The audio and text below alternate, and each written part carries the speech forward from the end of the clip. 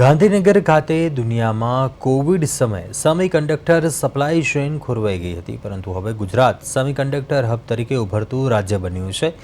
રાજ્યમાં સેમિકન્ડક્ટર ક્ષેત્રએ 1,34,000 કરોડનું રોકાણ નોંધાવ્યું છે। સાયન્સ એન્ડ ટેકનોલોજી વિભાગ દ્વારા 1 અને 2 માર્ચ 2026ના રોજ ગાંધીનગરના મહાત્મા મંદિર ખાતે વિશાળ કાર્યક્રમનું આયોજન કરાયું છે, જેમાં વર્કશોપ, સેમિનાર, એક્ઝિબિશન યોજાશે। રાજ્યના સાયન્સ એન્ડ ટેકનોલોજી મંત્રી અર્જુન મોઢવાડિયાએ આ અંગે માહિતી આપી। આપણે સૌને ખબર છે એ પ્રમાણે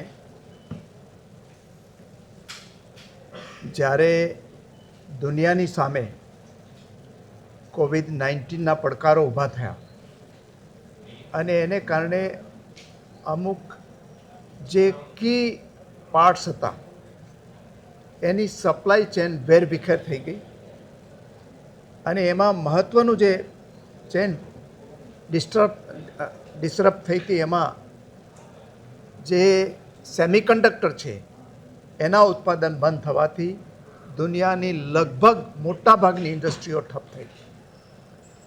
આ એક મોટો પડકાર હતો।